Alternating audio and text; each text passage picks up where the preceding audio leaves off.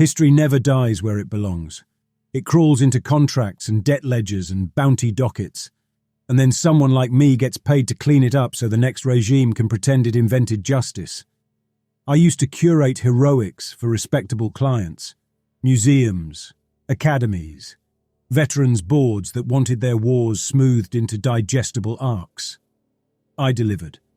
Trimmed casualty counts, sharpened victories, footnotes that buried inconvenient mutinies. You keep your language dry, your references impeccable, and nobody looks under the varnish. Then the respectable work dried up. The worst clients kept calling. Turns out warlords and black charter syndicates need history more than anyone. They pay very well for retroactive legitimacy. You adjust a frontier clash from massacre to negotiated annexation, and suddenly whole planets become ancestral holdings, complete with backdated legal claims. The past is a warehouse full of weapons, if you know how to lift the packing seals. I got good at that. Too good. My name started turning up in investigations. I vanished it mostly, but the debt figures attached to my life stayed visible in the right places. The people who owned those numbers realized two things. First, that I knew where old secrets were buried. Second, that my internal organs were probably worth more than my current cash flow. That is how a historian ends up hiding on a salvage ship whose structural integrity is a rumor in the shallow orbit of Obol, running a stolen claim code against a dead coordinate everyone with sense leaves alone. On the main display, the Necropolis looked like a mountain trying to remember it used to be a city. Terraces, colonnades, ramps broad enough for parades. Under that stone, our scans showed a smooth shape hugging the crust, a vein of exotic isotopes arranged in regular peaks, sharp as teeth in a jaw. Natural deposits do not arrange themselves into clean rhythms. Claim code is in, Captain Hoke reported from the forward station. System registry thinks we own this rock for the next day or so. If someone contests it, they have to go through 3 layers of junk IDs before they get to us. He kept one screen pinned to our debt tallies, everyone's names, with numbers bleeding red across from them. He flicked through projections with the focus some people reserve for prayer. Rusk lounged upside down in his chair, boots hooked under the rail, flipping a charge cap between his fingers. He handled demolition for us. Once he had blown things up for a planetary army, then for a company, then freelance. Men like that eventually run out of uniforms and settle for ships like ours. Any autoguns wake up when you tickled the registry, boss? Negative responses across the board. Hoke tapped his pad. No perimeter batteries, no beacon-happy drones. Place is as silent as a lawyer's smile. I watched the scan feed instead. The isotope rhythm crawled along its trace. Each peak rose to almost the same strength, then dipped, then rose again. The spacing between peaks never wavered. "Show me the last day of readings overlaid," I asked. Mora, our medic, flicked a finger and stacked them. Same pattern. Same timing. She sat cross-legged on a locker, medkit open beside her, counting ampules of anti-rad serum and muttering dosage thresholds under her breath. Ketzer, at the pilot's couch, ran descent sims in a loop. Each finished attempt sprang up as a ghost trajectory over the Necropolis, threading us down through belts of atmospheric charge and patchy radiation. On one smaller side display, old Imperial war footage played on silent repeat. Capital ships in tight wedges, planetary bombardments archived from some propaganda feed. She liked to keep that running while she worked. Background myth. "The spike's regular," I said. "Looks like a machine cycling, not geology. Something down there is doing this on purpose." Hoke did not look up. "Then it is technology. Technology is coins with sharp edges. We like coins with sharp edges." "It could also be a trap," I tried. "Old security measure, automated beacon, whatever buried itself here trying to call backup." Rusk snorted. "Backup from who? Empire's been dust longer than any of us have been alive. Only thing answering that call is whoever wants to strip the bones, meaning us or the corporates." Ketsa gestured at a cluster of faint returns on the long-range panel. We already have company inbound. Multiple weak transponders, League registry, closing from the outer orbitals. They are far, but not that far. Mora looked up. Hours? Half a day if they push it. Ketsa adjusted the sim. Maybe less if they have a reason. Hoke finally turned. He had the kind of face that always looked a little overdrawn, like someone had rubbed out an earlier expression and never replaced it properly. Then our options are clear. We go down now, pull something valuable out of that necropolis, and leave before the League can contest the claim.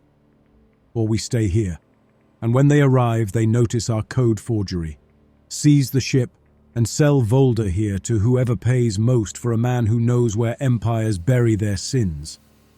He watched me as he spoke. Not angry, just accounting. We go down, Rusk decided. Been a while since I cracked tombstone architecture. That necropolis is doing more than keeping bones dry, I said quietly, eyes on the isotope graph. Those peaks are a message, a call and response. Ketsa stretched her fingers over the controls. Well, someone has to answer it.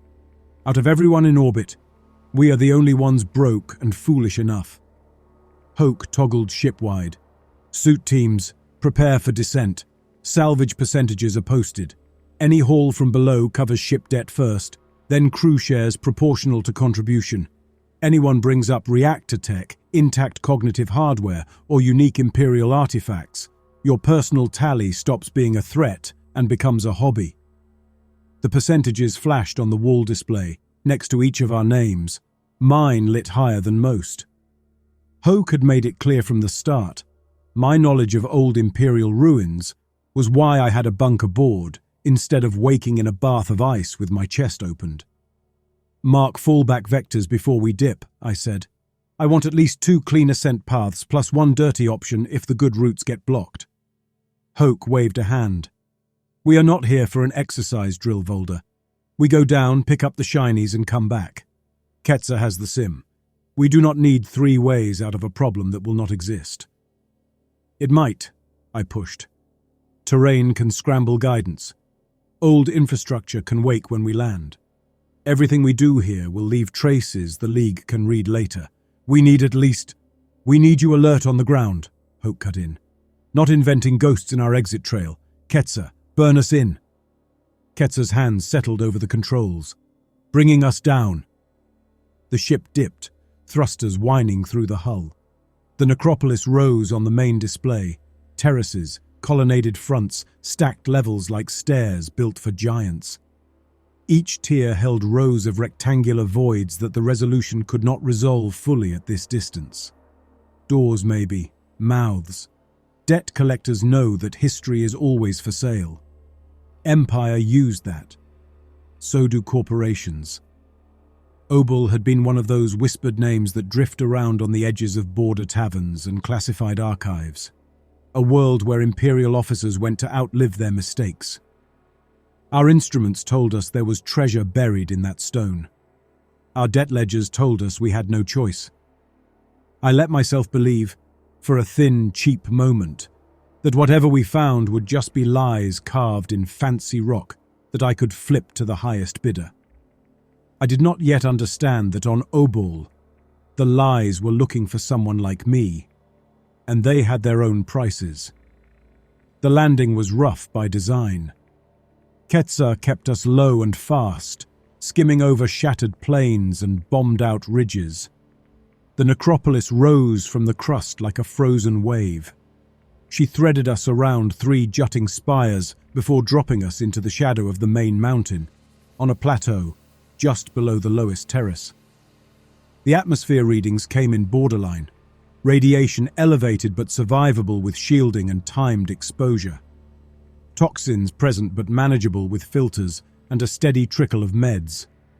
Full environmental rigs would slow us down too much, so we layered gear instead. Sealed undersuits, armored plates, respirators, eye protection, dosimeter patches stuck at throat and wrist. Exposure schedule is simple, Mora briefed over the open channel as we geared up at the ramp. 3 hours continuous tops on the first run. If your dosimeter patches go dark, you come back immediately. If you start feeling dizzy, count by threes backward from 30. If you cannot do that, you sit down where you are and wait for pickup. Understood? Rusk thumped his chest plate. Understood, Doc. Hoke checked the mag on his sidearm, then his wrist unit where the salvage percentages gleamed, and then the countdown to expected League arrival. He had already shaved it down from Ketsa's conservative estimate. Ketsa adjusted her helmet seals. Her personal display, visible from my angle, still ran old war footage in a small corner.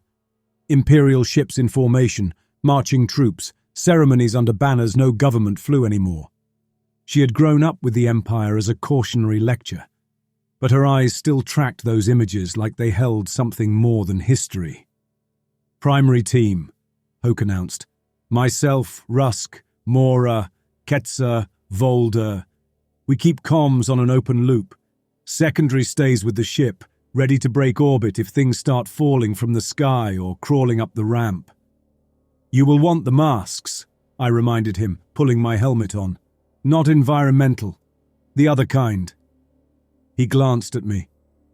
Already counting profit before we see the merchandise, historian. I am counting the kinds of trouble an imperial necropolis can hold, I answered. There will be something down there worth more than our ship. I would prefer it be inert and for sale. He clapped my arm once, a heavy, rehearsed gesture that translated roughly to, "We both know you are afraid, but your fear is a tool I need." The ramp dropped. Light from Obal's weak sun spilled in, flattening the necropolis in the distance into hard shapes. We stepped out into dead grass and dust. Our first view of the necropolis from the ground made the scans feel like lies. The terraces rose in broad, shallow steps that could have held entire townships. Each level was lined with colonnades, columns carved in the old imperial style, traditional ratios and motifs, but someone had stacked multiple eras into one structure.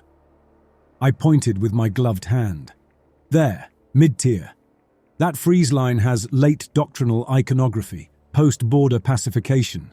But down here at the base, those reliefs are early expansion era. Different centuries, different emperors. They should not coexist in a single building. Rusk whistled low. Maybe they kept renovating. Necropolis remodel every few decades. Ketsa craned her head back, eyes tracking up the tiers. Looks like stairs for giants. Hoke checked his wrist unit. Whichever era feels most lucrative, that is the one we strip first. Up we go. The approach was short but steep. The stone under our boots bore old impact scars, shallow craters from bombardments that had never made it into any official imperial histories. I filed that away. A place this important had been contested, then hidden. We reached the first terrace, an expanse of stone with a straight line of sealed doorways carved into the mountain face. Each door bore an inscription panel and a small carved crest. My helmet display translated automatically, fed by the imperial lexicon I carried. Admiral of the Third Consolidation Fleet, Procurator of the Eastern Marches, High Auditor of the Ninth Obol Uprising. The last title snagged my attention. There was no Ninth Obol Uprising, I muttered. The official record recognizes only 3. The third was over before the Emperor's death. Keeps the stonecutters busy if you invent extra uprisings, Rusk offered. More promotions to hand out posthumously. Hoke gestured to our surroundings. Volder, pick a door that promises something we can actually carry. Rusk, prep charges. Ketsa, log location and inscription. Mora, stand by. I walked the line of doors, reading names, weighing titles. Any of them might house something worth a fortune. I stopped at the Admiral of the Third Consolidation Fleet. I knew that name. A war criminal in everything but legal terms, responsible for the pacification of 3 frontier worlds. The histories I had been paid to clean had mentioned him often. Officially, he had died in bed, cremation with honors on a core world. Here, I pointed. If that inscription is genuine, this tomb should not exist. Either the Empire lied about his death, or this Necropolis is lying about his anonymity. Either way, collectors pay big for contradictions, especially if we can prove them. Good enough for me. Rusk knelt by the seam where the stone door met the frame. He set a series of small-shaped charges along the edges, his movements easy and precise. Rusk got impatient with people, not tasks. When he handled explosives, he turned almost gentle. "Stand clear," he warned. 3 small pops. We backed away to the far edge of the terrace. The detonations came in quick succession, dull thuds through stone and soot. Chipped rock spattered outward, pinging off armor. The door slumped inward. Dust rolled out as a pale curtain. "Lights," Hoke said. We stepped through into the tomb. The space within was smaller than I expected. One central stone slab dominated the floor, bare. No coffin, no urn, no bones. The walls were lined with mirrors, each panel tall as a man, frames carved in imperial motifs. The metal had tarnished, but still held enough reflective surface to catch our helmet lamps. A single pedestal stood at the far end. On it rested a lacquered mask. It showed a stylized male face with strong lines, shaved head, a small scar above the left brow. The artist had polished away individual blemishes, but kept enough detail to suggest a real person. The expression was composed, mouth closed, eyes slightly hooded. "My grandmother had a piece like that," Rusk said behind me. "Not as fancy. Local war leader mask. You hang them in the house to keep his spirit guarding the door." Mora stepped closer to the pedestal, scanning. "Biological residue is non-existent. Radiation within acceptable variance. No active fields." "Back interior," I said. Ketsa circled behind the pedestal and aimed her lamp. "There are no straps. The inside surface is lined with fine metal filaments, like someone wove a mesh of wiring and nerves." I approached one of the mirrors and looked at my reflection. Everything seemed normal. Suit, helmet, the tired lines at the corners of my eyes. When I moved my hand, the reflection moved a fraction late, nearly imperceptible. "Do you see that lag?" I asked quietly. Hoke checked another mirror. "Barely." Mora frowned. "Maybe you are dizzy from the descent. Watch." I lifted my hand again in a simple arc. The reflection stuttered a heartbeat behind. My dosimeter patch stayed stable. No spike, no radiation flare. "This place is wrong," I said. "These mirrors are doing more than reflecting. They are processing." Hoke's gaze returned to the pedestal. "And that makes the mask what exactly? Active hardware?" "Possibly," I said. "Or ceremonial junk. Either way, collectors pay more if it does something than if it just looks pretty." Ketsa lifted her wrist unit and pulled up an old hollow of the Admiral whose name was carved on the door. The likeness matched. The scar. The tilt of the eyes. "That is him," she said. "Down to the old scar. Official footage from his career pinnacle." "Officially, his body was cremated on Oris Prime," I said. "There should not be a tomb here with his face on it." Hoke smiled thinly. "Discrepancy confirmed. Value rising. We crack 2 more on this level, verify pattern, then log a haul plan." I moved to the doorway and peered out onto the terrace. Row after row of doors marched along the mountain face in both directions, each with a name, a title, a promise. I did a quick estimate. Dozens on this level alone.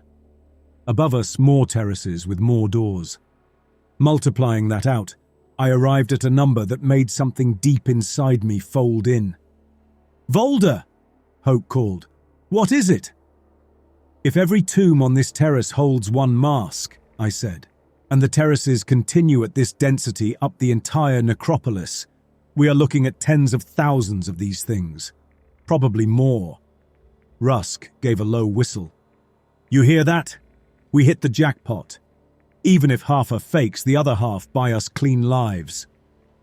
"This place was built like a vault," I said. "A warehouse. Those masks aren't just trophies." Rusk laughed. "Then let us do inventory." Before I could stop him, he bounded up the steps to the pedestal, scooped the Admiral's mask up with both hands, and lifted it toward his face. "Rusk, do not—" I started. "Relax," he chuckled, just trying it on for size. The lacquered surface touched his helmet. For 1 second, nothing happened, and I let my breath ease without thinking. Then the mask tightened like a fist. The filaments inside writhed. Some force I could not see shattered his faceplate. The mask sealed him in. The lacquer bonded to his skin with a sound that felt wrong in the ears, as if something inside bone was scraping. Rusk's body went rigid. His arms flung out, then snapped inward. His boots skidded. He toppled backward off the pedestal and hit the stone slab with enough force to make it reverberate under my feet. Mora was there in 2 long strides. "Restraints! Now!" Hoke grabbed Rusk's shoulders. I pinned his legs. Mora seized the edge of the mask and tried to pry it away. Her gloved fingers stuck for a heartbeat. Then the glove material blackened where it touched the lacquer, and she yanked back with a sharp gasp, ripping the glove open. The exposed skin of her palm reddened instantly, then blistered in small, perfect circles. Mora stared at her hand. "It burns cold," she muttered. "Like ice with teeth." Her eyes unfocused for a second, then snapped back. Later she told me a voice had cut through her mind in that instant, demanding name, rank, loyalty. At the time, all I saw was her shaking her wrist like she could fling someone else's memory off. Rusk's convulsions slowed. His limbs settled. His breathing steadied. He rolled off the slab, planted his boots on the floor and rose smoothly to his feet. Rusk normally moved with a loose, careless swagger. The man standing in front of us had a spine like a steel rod, hands clasped behind his back, chin level, weight evenly balanced. His shoulders settled into the exact alignment I had seen in dozens of archival images of imperial officers inspecting troops. The mask covered his face entirely. The lacquer gleamed in the beam of my helmet lamp, accentuating the sculpted features of the Admiral. Beneath, Rusk's eyes were invisible. My throat closed. My brain uselessly started thinking about legend, about all the times an empire had promised its officers that their names and deeds would live forever. "Rusk!" Ketzer said. "You in there?" The mask turned toward her. When he spoke, his voice carried Rusk's timbre, but his diction did not belong to any man I knew. The accent was high imperial, core worlds, a style that had not been natural anywhere for generations. "Situation report," he demanded in Old Imperial. "Fleet status, date and theatre." Ketzer's hand twitched toward the pistol at her hip. Mora stepped between them, hand already reaching for a hypo. I understood enough of the language to answer. "Minor salvage vessel," I replied in Old Imperial, my accent rough frontier. "No fleet. Date is complicated." He turned toward me. An invisible attention settled across my shoulders like a yoke. "Identify yourself," he ordered. "Rank and post." "Volder Cult," I answered. "Civilian. Historical consultancy." "Consultancy." He rolled the unfamiliar term on Rusk's tongue and discarded it. "Intelligence adjunct, then. You will brief me on the current state of the war." "There is no war," I said. "The Empire collapsed a long time ago. You are a record, an imprint, a constructed persona built from archival residue, lodged in hardware." The mask tilted a fraction. "Enemy propaganda. The Empire cannot collapse." Hoke shifted his grip on his weapon. "Volder, what is he saying?" "He thinks he is who the inscription claims," I said in our own tongue. "Or something built out of who that man was." The Admiral turned away from us, surveying the mirrors. His gaze ran along the walls like a scanner. "Integrity breaches in the outer layers," he observed, still in Old Imperial. "External bombardment, structural damage, partial data loss." He tapped his heel on the stone. "Continuity server remains active. Masks intact. Mirrors show some latency. System has been neglected but not destroyed." "Continuity," I repeated. He glanced back at me. You do not have clearance for that designation, Adjunct. No, I murmured. But I know the word. Programs to preserve key personnel beyond the limits of the body. Posthumous availability for consultation. They were rumors, whispers. Rumor is simply the name given to classified fact, he replied. His gaze landed on Ketzer's wrist display where the old footage still played. His head cocked slightly, taking in images of his own ships moving in symmetrical formations, bombardment patterns unfolding like choreography. Primitive projection, he judged, but sufficient. This is wrong. Mora flexed her injured hand, the blisters faintly metallic along their edges. Rusk, listen to me. You grabbed something we do not understand, and now it is lodged in your head. This is a neurological assault, not a miracle. Your terminology is irrelevant, the Admiral answered without looking at her. Continuity is functioning well within acceptable parameters. His attention returned to me. Adjunct, situational briefing. How long since last contact with connected assets? How advanced is enemy penetration into our core networks? Every instinct I had screamed that telling him the truth was a terrible idea. Not because he would laugh at the Empire's ruins, but because he would adapt. Communication infrastructure suffered catastrophic loss. I replied carefully. Time elapsed since your last legitimate check-in is measured in centuries. His posture did not change. Specify. More than 2 centuries, I said. Less than 5. He let that sit. I could almost feel the calculations behind the mask. This necropolis, I pressed, seizing the chance to probe. Is it a memorial or a server? Words for public use, he dismissed. Necropolis is a node, a continuity anchor, vector for command persistence. He started walking toward the doorway. His steps were precise, unmuddied by Rusk's old relaxed gait. The mirrors along the walls showed him moving, but the reflections did not line up perfectly with his path. In some panels he was just a fraction ahead or behind, as if testing multiple trajectories at once. Hoke stepped aside to let him pass. Volder, translation. He considers this place a continuity node, I said. A storage of curated minds ready to advise or override, and he wants to assess the wider galaxy. Hoke's eyes shone, not with awe but with calculation. You tell me what an intact imperial command mind is worth on the right market. That is not a person, Mora said. It is a weaponized biography wearing my patient's skin. Hoke held up a hand. Enough. This is what we have. A system we do not understand. A man we cannot currently free from it. And a ticking clock before legal salvage operators arrive. We leverage what we can. He turned to the mask. Can you access deeper levels of this structure? The Admiral considered him like a minor annoyance. Your question implies you believe you control operations here. You do not. You are unauthorized entrance in a continuity facility. Unauthorized entrance with explosives and the only ride off this world, Hoke said. You want to see what is beyond this room? You help us. You show us where the valuables are. In return, we keep you mobile and connected. Or we leave you here under a few tons of rubble with no interface. The Admiral stilled. The Empire that built this anchor had planned for sabotage, uprisings, internal coups. They had not planned for their constructs to wake centuries later in a borrowed body, answering to debt-ridden scavengers. Your vessel, he asked at last, is it spaceworthy? Does it possess functional communication arrays? Yes, Hoke said. Small, but intact. The mask's gaze shifted past him, as if seeing through metal and vacuum to where our ship hovered in low orbit. Then we can discuss terms.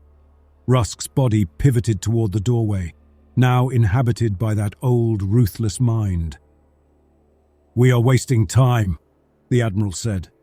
The heart of this node lies deeper. The longer we delay, the more likely external interference becomes. You will follow me. Hoke turned to me. You are our translator and expert, Volder. You stick close. Mora, monitor. Ketzer, log everything. Rusk is now guide dog and bomb all at once. Let us go meet our hosts. As we stepped out onto the terrace, I glanced toward the walls. In the far corner, one of the other masks hanging on its hook no longer faced straight outward. It had rotated just enough that its empty gaze tracked us. We had helmet cams running the entire time. When we pulled the footage later, there were frames missing around that shift, as if someone had edited the timeline to hide how it had moved. From then on, the Necropolis dropped the pretense of being a grave. Rusk's borrowed mind led us along the terrace and up a broad stair cut into the stone. The higher we climbed, the more the architecture repeated itself, as if a template had been stamped across centuries. Columns with carved eagles clutching planets. Reliefs of emperors whose names had been scrubbed from public memory, their faces flattened into generic idealizations. None of that impressed me as much as the doors that opened when the Admiral spoke. At a sealed archway with no visible access point, he lifted Rusk's gloved hand and traced an old imperial sigil in the air. The stone shuddered, then receded in smooth, grinding increments. Dust fell in thin sheets. Hoke whistled under his breath.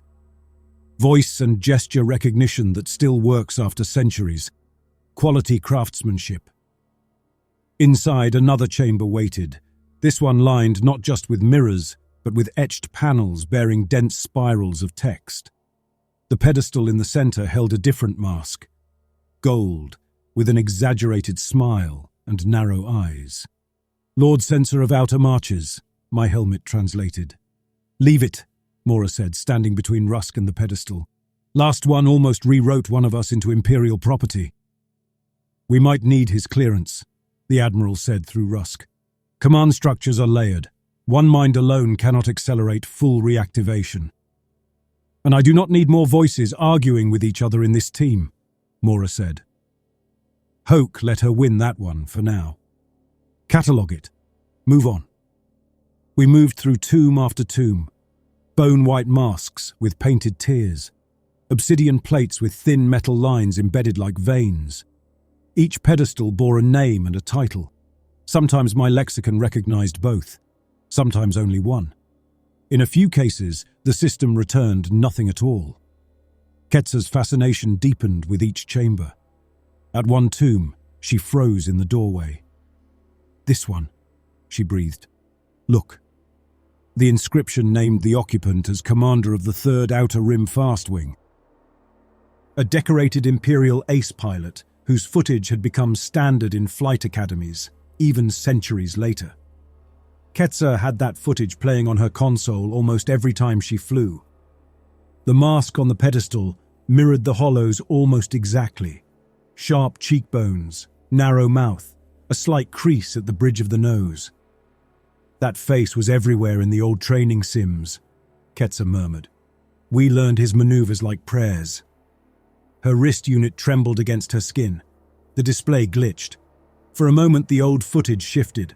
Not a dogfight, not bombardment. Just the ace sitting at a briefing table speaking directly toward the recorder. Ketsa's fingers hovered near the mask, stopping just shy of contact. Ketsa! Mora's voice carried an edge. Out! Ketsa jerked her hand back. I am fine. You are not fine if you are about to let Necropolis hardware plug itself into your head because it wears your childhood hero's face, Mora said. Ketsa stepped away with visible effort. Her eyes lingered on the mask as we left. The way she carried herself shifted after that. A little straighter. Her comm chatter picked up bits of doctrinal phrasing she should not have remembered that clearly. The deeper we went, the less our scans meant. Our three-dimensional map, projected in ghost lines on my wrist, started to disagree with what we walked through. Corridors lengthened or shortened between trips. Passages that should have led back to the surface emptied into new galleries. When we tried to retrace our steps, we looped back into familiar rooms that had changed in small ways. A pedestal moved 3 paces, a mirror bearing a crack that had not been there earlier. Structure is mutable, I said. It is reconfiguring around us. The node responds to authorized users, the Admiral said, as if lecturing a junior officer. It aligns pathways with command intent. And we are what? I asked. Parasites along for the ride? He ignored me. Central Hall lies ahead. You are moving in the right direction. For now. In one gallery, the mirrors stopped mimicking our reality. Instead of reflecting our suited forms and helmets, they showed polished stone, bright banners, clerks moving with armfuls of tablets, robed officials whispering to one another. The air felt thicker, even though our suit readings showed no change. One courier brushed past the space where my arm extended. I felt the faintest resistance along my forearm and a prickling at the hairs of my wrist under the glove. Then the vision snapped back, and there was only dust and useless mirrors. Temporal bleed, I muttered. Recorded routine overlapping with the present, not a projection, something deeper. Mora waved her scanner. No physical mass, but bioelectric residue in here is off the charts. This place remembers. Ketsa reached toward one lingering smear of movement in a mirror, fingers spread, and froze when the reflection of the ace pilot looked back at her instead of her own face. We left that room quickly. Other changes were subtler. Mora's blistered hand, covered in a flex bandage, started showing faint metallic threads under the skin, like the filaments on the inside of the masks. It did not spread fast, but it did not recede either. She flexed her fingers and winced. Should have taken the glove off slower, she muttered. I always warn patients about secondary contact and then ignore my own instruction. Any cognitive changes? I asked. I keep wanting to count inventory in old imperial formats, she said. Base 12 stacks, irritating but not catastrophic. Rusk's eyes behind the mask, when I caught a glimpse through the edges, had changed. The pupils dilated or contracted faster than my scanner could track, adjusting to light in ways human eyes did not. His reaction time in tight spaces became almost graceful. The rough man who had mocked my caution had become a machine for navigating the Necropolis. As for me, the place still mostly ignored me. That bothered me more than any direct attack. It saw Rusk's flesh as worthy of occupancy, Ketsa's loyalty as an asset, Mora's medical knowledge as raw material. Me it seemed content to treat as a background process. We climbed another stair and emerged into a hall that made the tombs feel modest. Statues lined both sides, each twice a man's height.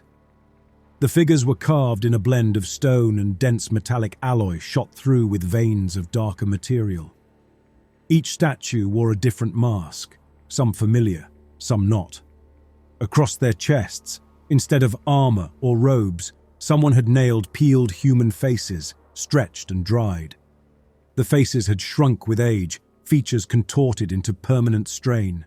Thin metal nails pinned them along the edges. I stepped closer to one statue. My helmet scanner gave a faint chirp. There are low-level bioelectric traces in these tissues. Impossible, Mora whispered.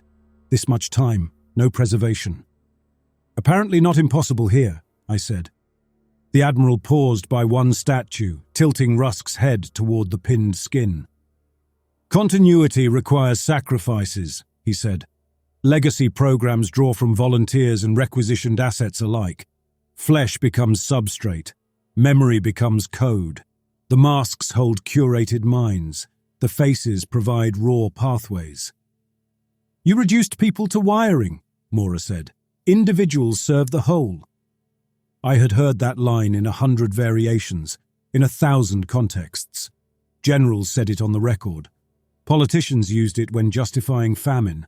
Corporations printed it in smaller words on hiring forms. Continuity engine, I whispered. This necropolis is a brain. The Admiral did not deny it. The idea of all those masks, each a compressed person, rows upon rows of them, stacked like data drives in stone housings, feeding into a planet-anchored processor. It did not feel like legend anymore. It felt like design. We had come looking for salvage. We had walked into an empire's attempt to make itself unkillable. I wanted proof. Not for court, for Hoke. We cornered Rusk in a smaller side chamber, away from Hoke's direct line of command. He obeyed the Admiral's instincts now, but some of Rusk's habits still lingered in the way his fingers tapped his thigh when he stood still. "Humor me," I told him. "I want to know what you are." "That question is bigger than you understand," he said in Old Imperial.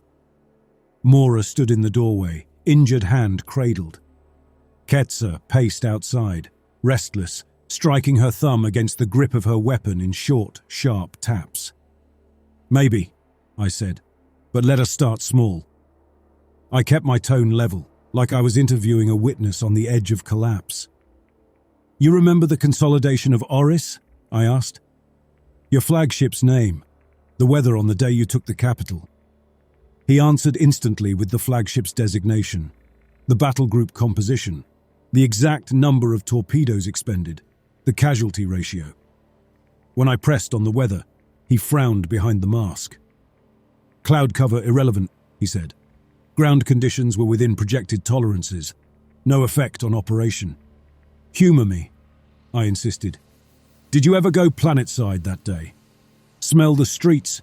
Hear the crowds when you passed?" He paused again, longer. "I have detailed records of the broadcast feeds," he said at last. "Volume levels, footage angles, slogans, that suffices." "You do not recall how your feet felt on the pavement," I said quietly, "because that memory was never recorded.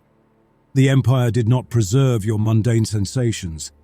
It preserved your doctrine and your victories and the stories it told about you." He stiffened. "Irrelevant." "It matters," I pressed. "It means you are not the man those masks claim. You are an archive assembled from scraps, a persona built out of documents and combat logs and propaganda. You are a story pretending to be a brain." Mora's eyes flicked from me to the mask and back. The Admiral took a step toward me. "Continuity programs do not need taste or breeze underfoot. They need clarity and purpose. I contain all that matters." "For an empire, maybe," I said. "For the rest of us, you are a curated ghost sitting on a powder keg." Within Old Imperial, there was no clean way to say liar. I had to circle it. "You are an authorized revision," I told him. "Useful fiction wrapped around hardware." That hit. His shoulders drew back as if some subroutine considered the implications. "How many masks are like you?" I asked. "Fully glossed, stripped of sour detail. How many are failed constructs, incomplete, built from rumors that arrived too late?" He did not reply. He did not have to. The answer was everywhere in the inscriptions we had read. Names attached to events that never happened, provinces that had never existed, uprisings that had only ever been numbers in contingency tables. In one room we found 3 masks dedicated to the suppression of the 9th Obel Uprising, each with a different commander's name. No archives anywhere had mentioned even a 4th uprising. This necropolis had stored variants of history like alternate drafts of a speech. Hoke listened to our summaries with a frown that deepened each time we found an impossible title or a contradictory claim. "Alternate narratives," I told him. "The Empire did not just preserve its winners here, it preserved its options." We pried open a wall panel behind one pedestal, ignoring the Admiral's protests. Stone gave way to something smoother, a pane of translucent material threaded with microfilaments, veined like muscle.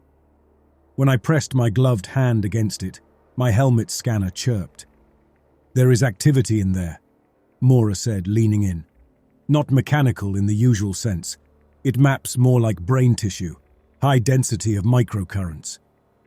"Planetary wetware," I murmured. "They built an artificial cortex into the bedrock." The regular isotope spikes we had chased here made more sense. Each cycle was not random radiation. It was a heartbeat in slow code.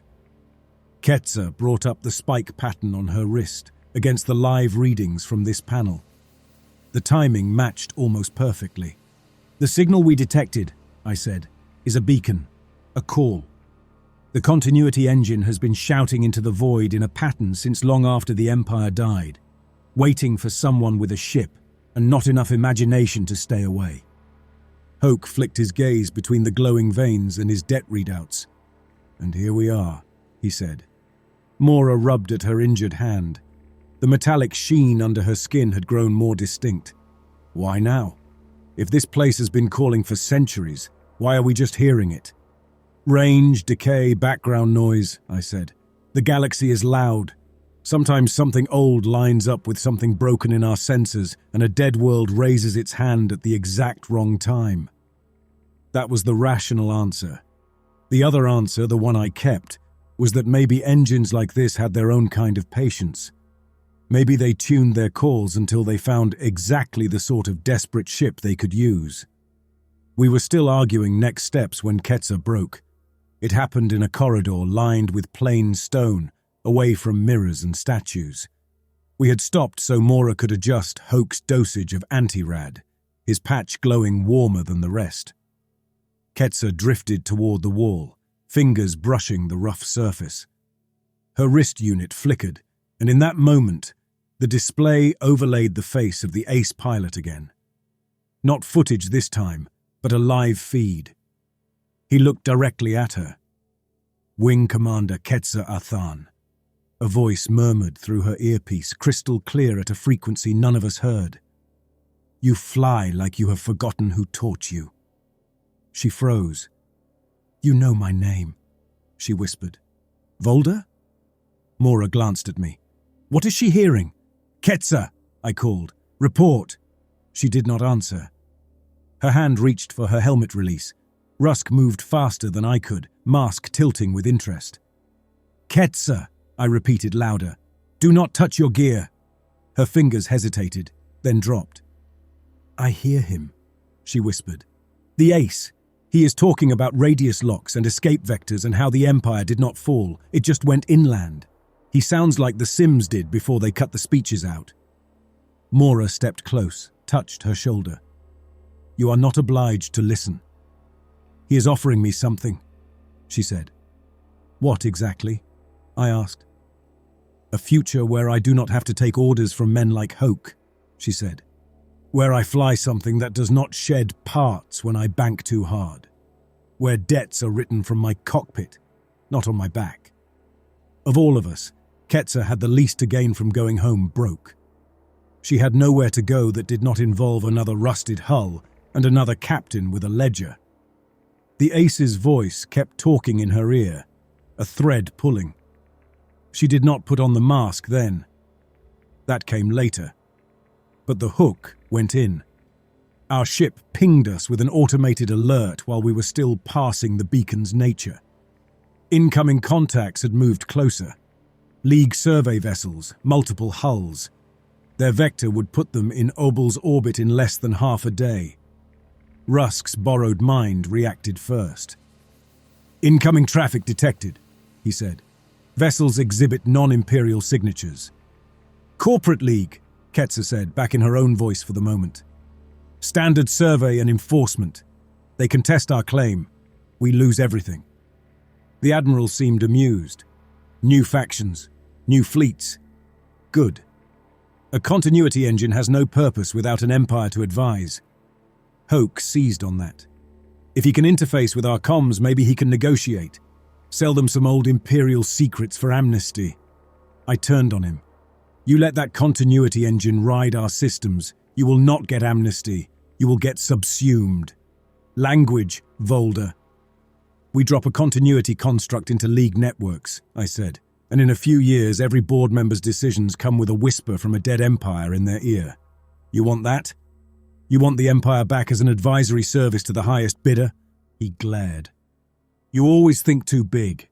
"You are thinking too small," I shot back. "You see one payday. They see a chance to resurrect a whole command philosophy that nearly turned half the galaxy into a training ground." Rusk and the Admiral listened with polite detachment, absorbing both sides. "Enough," Hoke said. "We are not throwing away this kind of find because our historian has nightmares. We press on. Central Hall, core access. Then we make decisions." The masks did not wait for us to decide. They had their own plans. The Necropolis picked its sides. On one, Rusk's body with the Admiral behind the mask.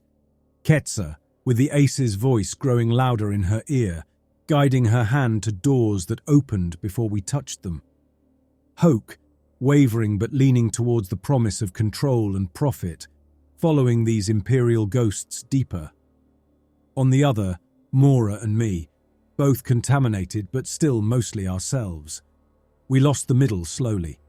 At a junction where 3 corridors met, the Admiral pointed left. "This way, Central Hall lies ahead." My map insisted that path led to a dead end. "You are wrong," I told him. His head turned like a sensor turret. "My clearance reshapes the node. Your outdated scans do not." Hoke checked his wrist display, hesitated, then followed the Admiral's direction. Ketsa fell in at his shoulder. The corridor swallowed them. Mora and I exchanged a look.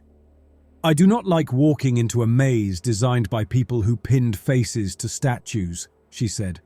"Then we do not," I replied. We took the middle corridor. The Necropolis reacted like a body handling infection.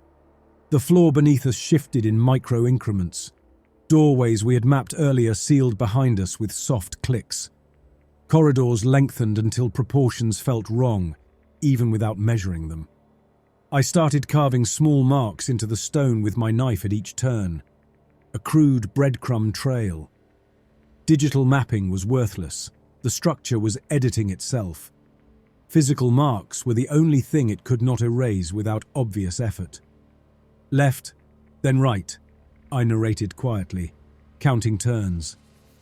"Mark on left wall at waist height, 2 strokes." "You think it can hear you?" Mora asked. "It already knows we are not playing its game," I said. "Talking will not make that worse." The phenomena we encountered grew stranger. In one corridor, we stepped through a patch where my suit's internal temperature dropped abruptly, sensor readings lagging behind sensation. For 3 paces, I watched my own hands moving in slow motion while my thoughts ran at normal speed. At the 4th pace, everything snapped back. No logs recorded the lag. Mora checked her wrist. "Chronometer skipped 3 seconds. The suit thinks we never walked that distance." "The Necropolis tried to eat a piece of our time," I muttered, "or hide it." In another room we found a technician half melted into a panel. The lower half of his body was encased in stone and metal, fused seamlessly, as if someone had poured his legs into a mold. His torso and arms were free, but his skin had the waxy quality of preserved tissue. A thin mask plate covered only half his face, metal wires burrowing into exposed muscle along the cheek. His eyes tracked us. He whispered in Old Imperial, voice glitching between 2 tones. My lexicon caught only fragments. "Loop. Stuck. Please." Mora looked at me. "He is still alive." "Alive is generous," I said. "He is a continuity fault. A fragment." She stepped closer, scanning him. The readings came back ugly. His nervous system fired in bursts that did not match any human pattern. His cardiovascular system had been rerouted through artificial channels. His brain showed multiple overlapping waveforms. "We leave him," I said. "We do not know what happens if we interfere." His fingers twitched toward us. "Terminate. Request." Mora's face tightened. "He is begging." "He is a piece of the engine," I said. "You do not know what pulling that thread does to the whole structure, or to us." She pulled a hypo from her kit with her uninjured hand. The dose she loaded was generous. "We are in a necropolis built out of people the Empire used and filed," she said. "I can at least give one of them a clean exit." The needle went into his neck. Then his waveforms spasmed, flared and dropped. The mask plate on his face cracked neatly down the middle. The light in his eyes went out. The stone around his lower body trembled once, then stilled. "Congratulations," I muttered. "You just removed an unknown component from a dangerous system." Mora holstered the hypo. "You can list all the ways that might hurt us later. Right now, I need to remember I am not entirely like the people who built this place. We paid for that decency." The next 3 corridors we tried all spiraled back to the same hallway. The Necropolis walled us off from the path the Admiral had taken. It was not anger, it was quarantine. We were anomalies. Voices bled into my comms, not a single whisper, not a storm of noise, but individual strands, each one tailored. Archivist Volder Cult, a smooth tone purred in Old Imperial. We have read your file. My steps slowed. You have forged battles that never occurred, the voice continued. You have buried atrocities behind footnotes and anonymized testimonies. You have crafted legitimacy where none existed. You understand continuity. You have served empires of coin and contract. Why not serve an empire that understood your work from the start? I am not interested, I murmured. You fear being forgotten, another voice observed. You fear that the stories you altered will be the only ones that endure, and your own name will be scraped off the record. We can correct that. We can engrave you. Images flickered at the edges of my vision. Not hallucinations exactly, possibilities. Volder Cult, Imperial Auditor of History. Volder Cult, attached to continuity operations. My name on stone, not in red on a debt tally. We can write a version of you who never ran, a third voice offered, who stood firm at the turning of the age instead of hiding on Yunker ships. Stop, I whispered. You are already like us, the first voice said. You shape the past for present use. Put on a mask, join the archive properly, serve eternity. The offer burrowed into old shame. I had spent my life editing reality for men who never saw my face. The idea of becoming a story myself, not as a cautionary note, but as a curated mind, carried an ugly allure. I clenched my teeth and kept walking. You want to live in an endless stone maze listening to ghosts? Mora asked quietly, following my muttered replies. I already live in a smaller maze, I said. Differences are scale and gravity, and ghosts are cheaper than debt enforcement. The voices did not stop. They adapted, tried new angles. They knew my file because the Necropolis had already started indexing us, our conversations, our movements, every mark we made. At some point, Captain Hoke vanished from our shared channel. His transponder pinged once, then went silent. We doubled back and found the corridor where his last signal had registered. The stone there was warped, as if molten rock had cooled mid-collapse. A narrow gap remained, too small for a human body. Blood smeared the edges. The structure shifted while he was inside, Mora said. Crushed or sheared him when it reconfigured. The engine does not protect indecision, I said. Hoke had tried to bargain with both sides, to play imperial ghosts and corporate law in the same hand. The Necropolis had no use for that kind of split loyalty. We pressed on without him. A stairwell brought us to a vantage where we could see into the central hall. We stayed behind the lip of the opening, peering through a narrow approach. It was vast. Statues larger than the ones we had seen before ringed the circular space, armored forms holding masks like heraldic devices. The floor was a mosaic of imperial symbols arranged in concentric rings. In the center, a circular platform descended into the depths, its edge lined with more of that veined substrate. Rusk stood near the center, one arm extended over a control pedestal. Ketzer was at his side, helmet unlatched but respirator sealed, hair plastered to her forehead with sweat. The ace's mask covered her face completely, leaving only her eyes visible through narrow slits. But even those looked altered. Sharper, harder. Lines of energy ran from the central platform up into the statues and out along the walls, illuminating carvings that had been dull moments before. They were waking the engine fully. We are out of time, Mora whispered.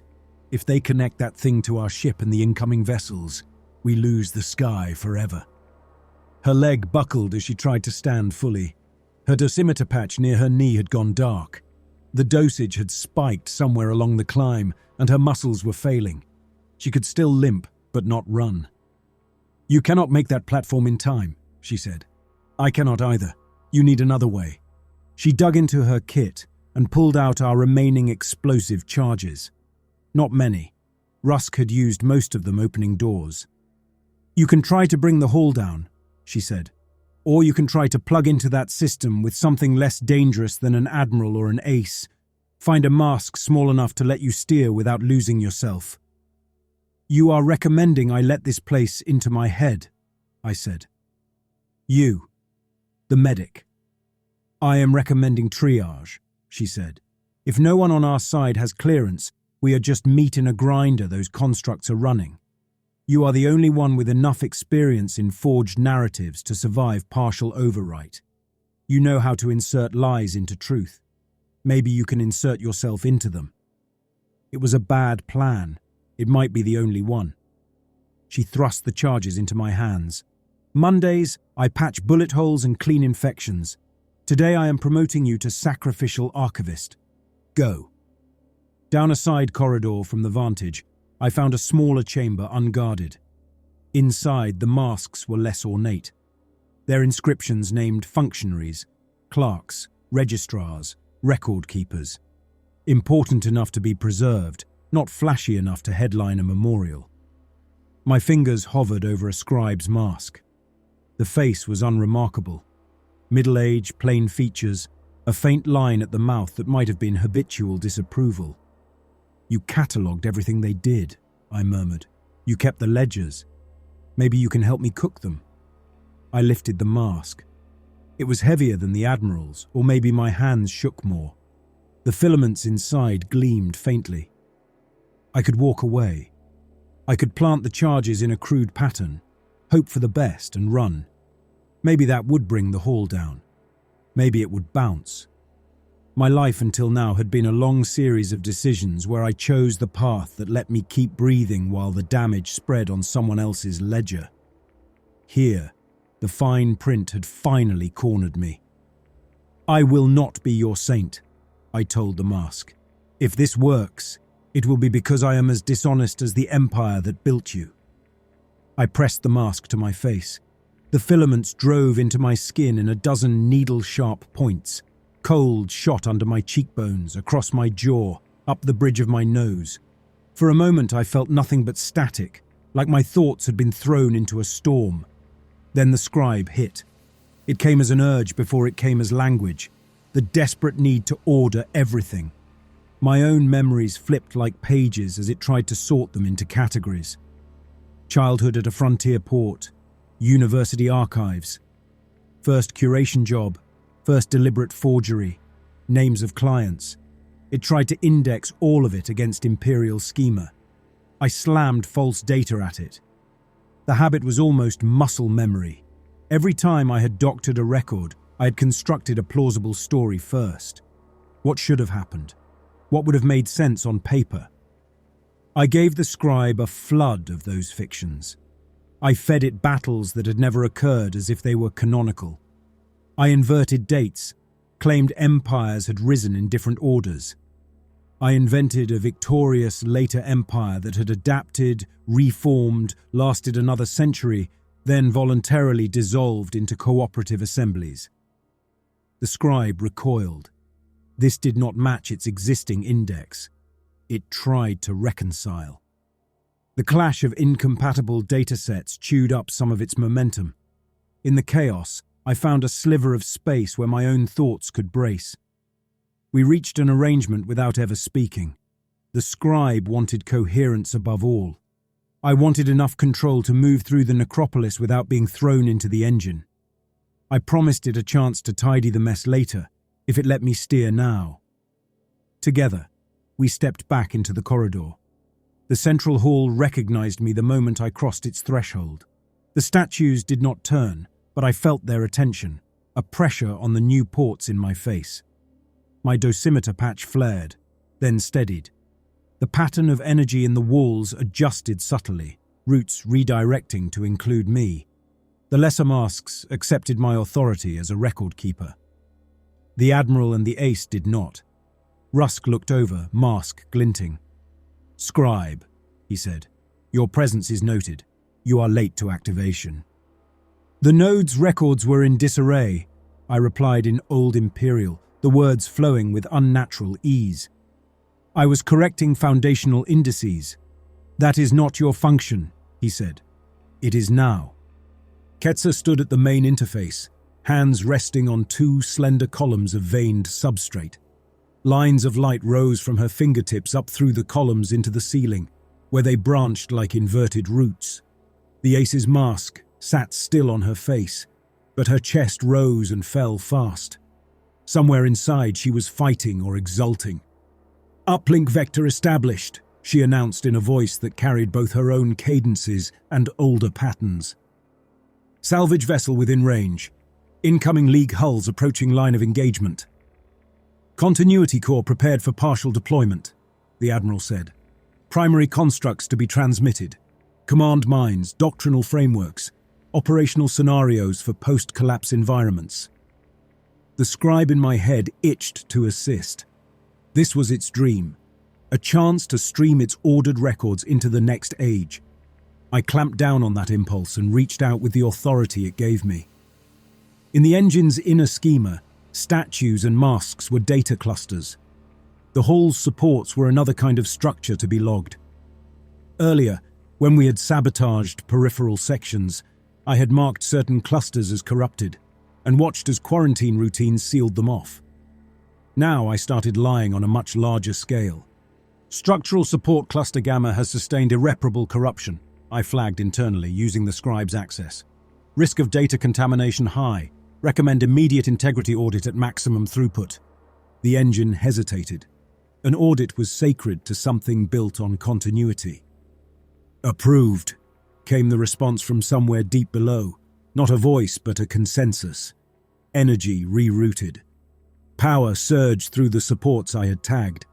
At the same time, I marked several statue clusters, the ones the Admiral and Ace were using as relay nodes, as compromised.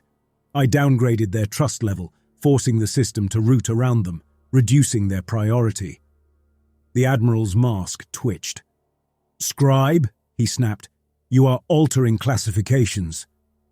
"Integrity maintenance is my purview," I said. "You requested activation in a degraded facility. Standard protocols require audits." "Audits happen after deployment," he protested. "Protocols have been updated," I lied. "Empire fell. You did not get that memo." He strode toward me across the mosaic. Ketsa's hands tightened on the columns as the uplink sequence built. Above us, invisible beams were lancing upward, carrying compressed personality matrices toward orbit. The salvage ship's corrupted systems responded automatically. Somewhere above our heads, emergency safeties triggered as the ship's aging firewalls met an incoming data flood older than their designer's grandparents. "Abort this," the Admiral ordered. "You are introducing unacceptable variance." "Variance already exists," I said. "You are a curated fiction insisting reality conform to your version. The galaxy disagreed centuries ago." He lunged. I triggered the audit.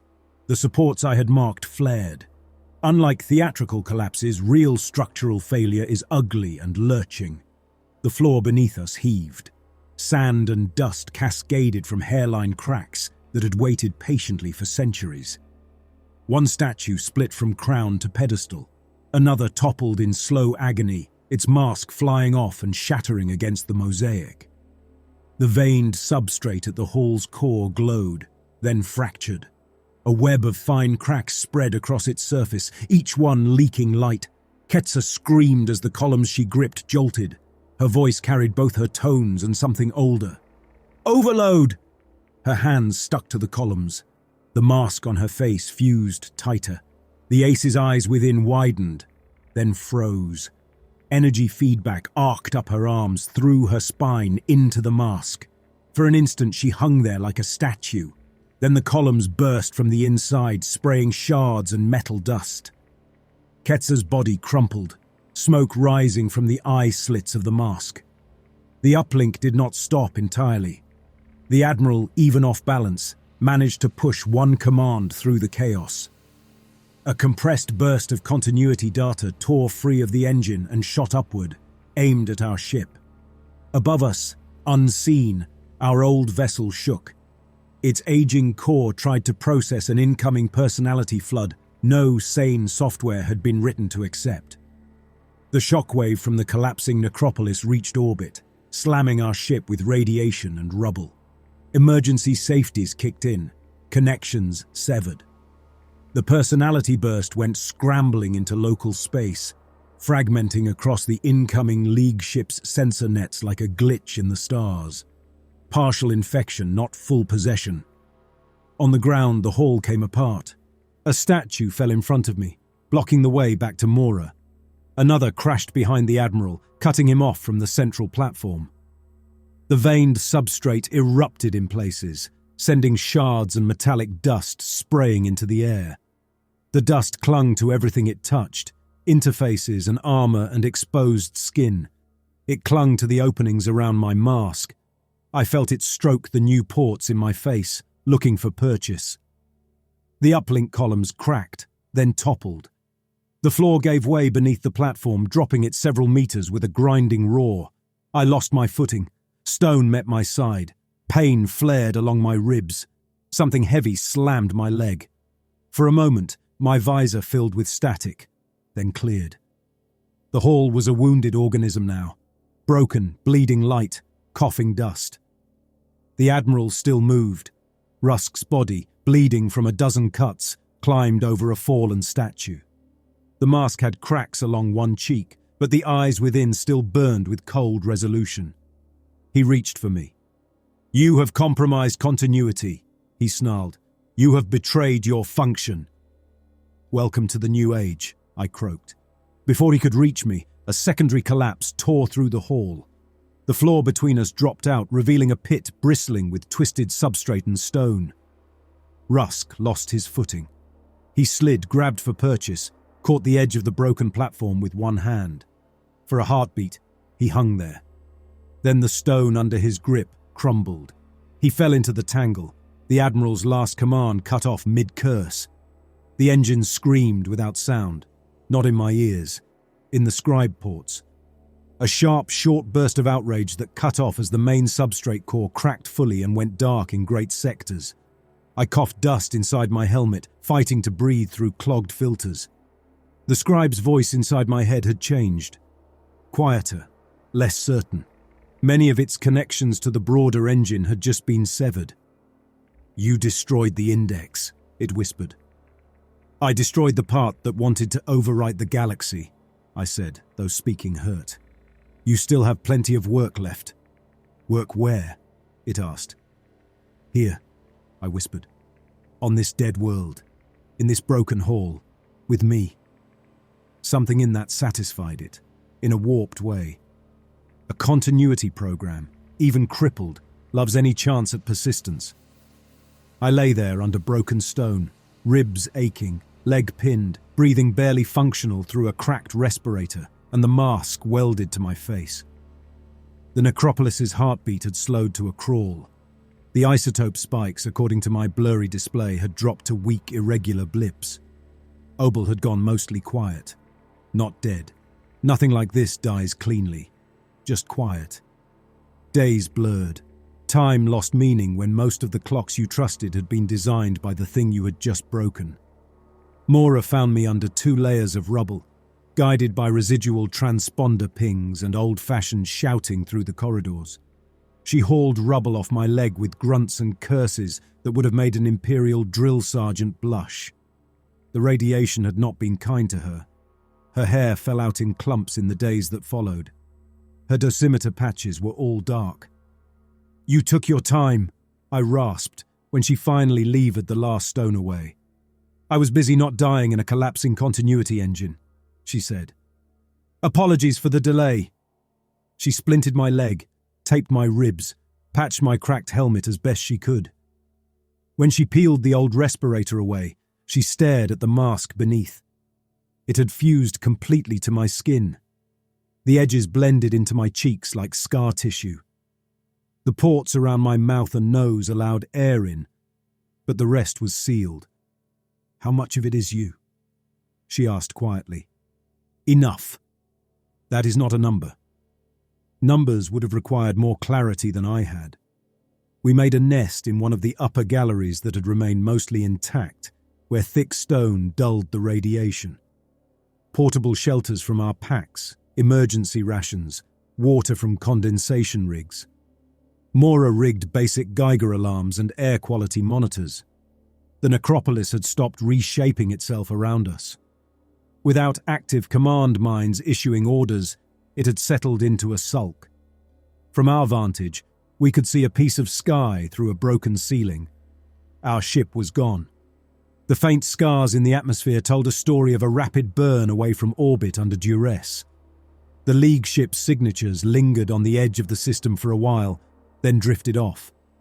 Our radios picked up snippets of their communication in distorted fragments. Anomalous burst from surface. System contamination risk. Node classified low priority due to environmental instability. Recommend delayed full survey pending further data. They had gotten a taste of something they did not understand and decided the risk outweighed the immediate reward. For now.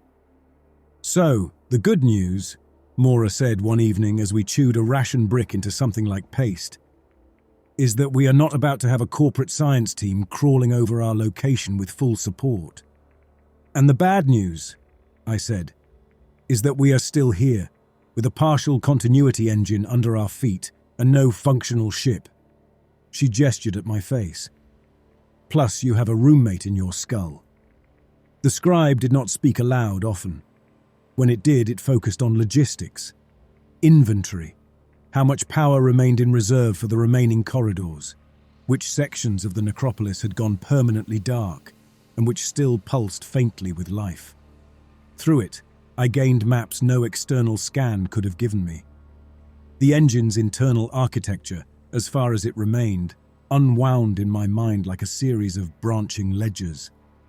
I could access doors others could not, open caches of supplies stashed for long-dead clerks, divert the last trickles of power to our camp. In exchange, the scribe insisted on recording everything, every conversation, every decision, every memory I still owned. It wanted to slot them into its index. We argued. Some records do not deserve to survive, I told it. Some need to be forgotten. Deserving is not a category in my schema, it replied.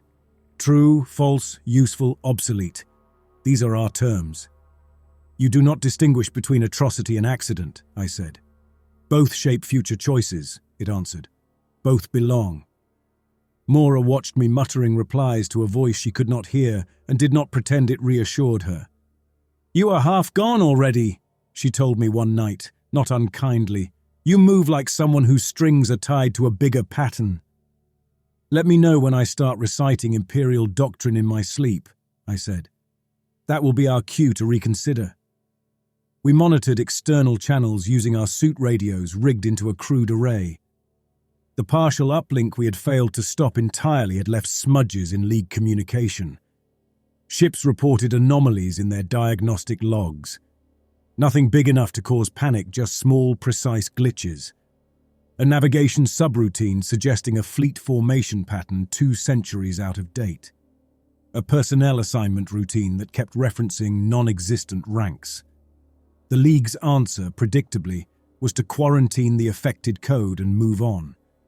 The shards of continuity had escaped Obol, but they were fractured and misaligned. The empire that woke up in those networks, if it ever did, would be more rumor than resurrection. We had bought the galaxy time. Not safety, just time. The Necropolis, meanwhile, still had teeth. In the shattered core, many masks lay broken. Others remained intact in peripheral corridors, their pedestals cut off from the main substrate. Without central guidance, they were like sealed books.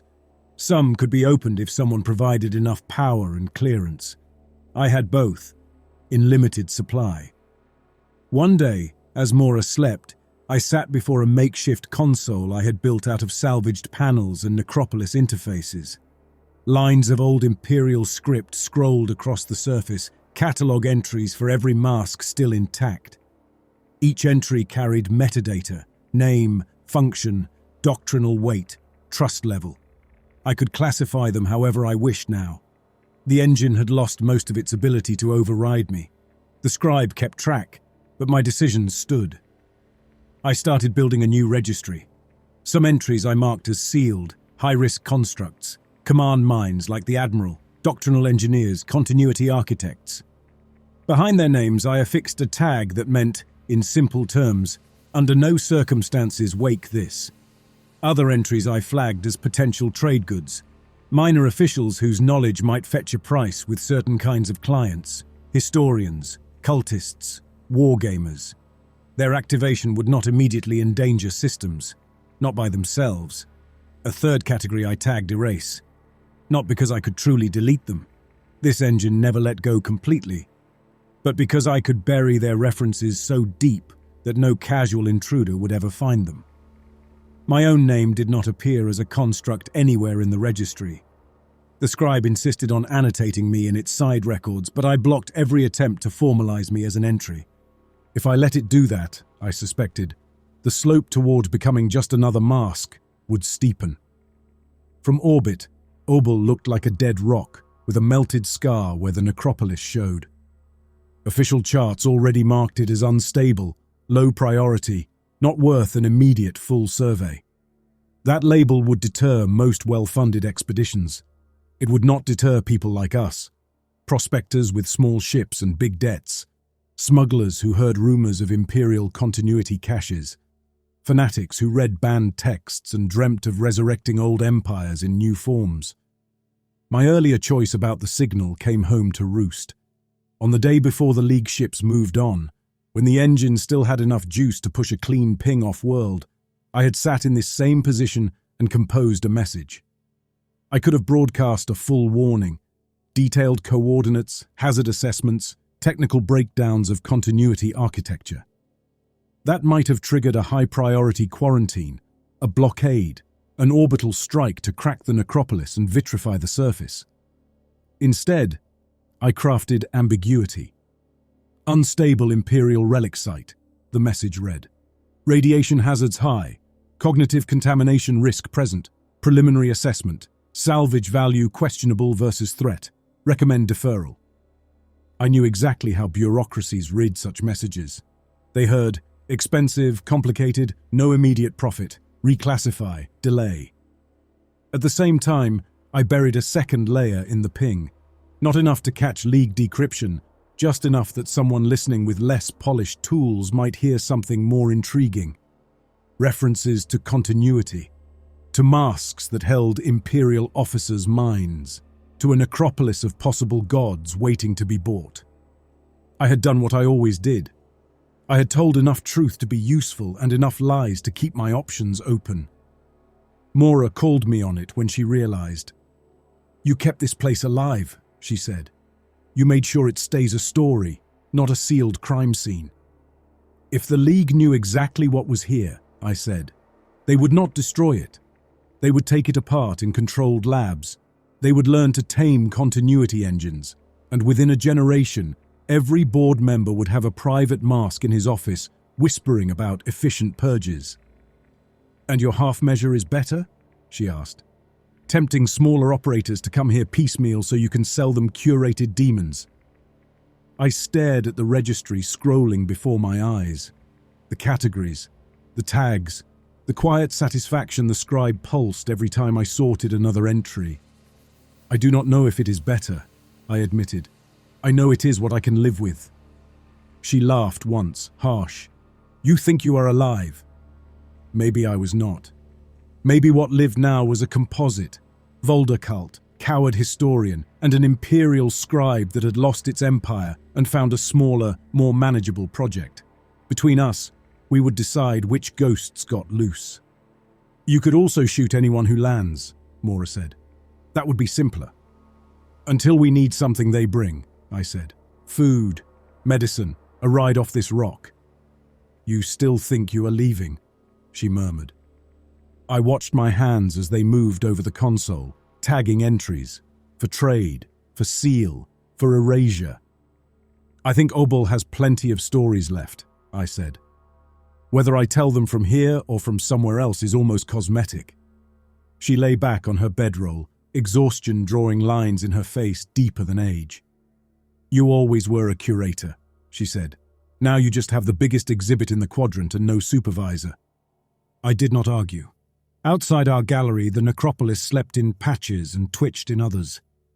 The isotopic heart we had cracked still beat in weak pulses far below, enough to keep some veins warm. Enough to let me send one more whisper into the dark when I decided the timing was right. One day someone will pick it up. A captain with debt chewing his heels. A scholar who thinks the Empire deserves a second hearing. A cultist who wants to wear a god. They will come to Obel, climbing those giant stairs, walking past sealed tombs and broken statues, thinking themselves clever for having read between the lines of a half-true warning. They will find an archivist waiting, not in stone, in a suit patched too many times with a mask grown into his skin and eyes that see the necropolis's roots like ledger lines. A man who knows exactly how to shape a story to get what he wants and exactly how much horror the galaxy can absorb before it starts rewriting itself. I will welcome them. I will decide how much truth to grant them, how many masks to let them touch, whether they leave with more than they arrived with. Obel is a dead coordinate on official charts. The League's files say so. That makes it safe for them to forget. Down here, the record tells a different story. A broken continuity engine, a medic held together by stubbornness and spite, and a historian who finally found a history too big to sell all at once.